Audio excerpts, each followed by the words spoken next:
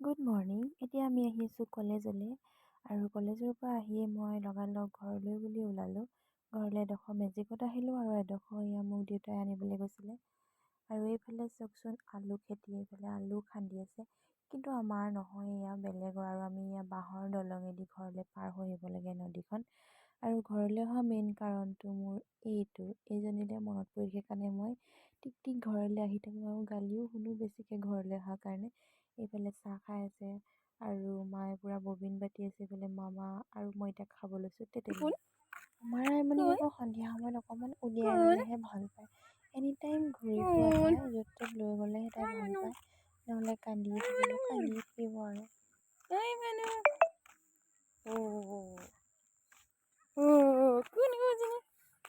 আৰু এয়া দেউতা সন্ধিয়া গোঁসাই ঘৰত সোমাইছে আৰু গোঁসাই ঘৰত দেউতাই সদায় ভাগৱত পাঠ কৰে।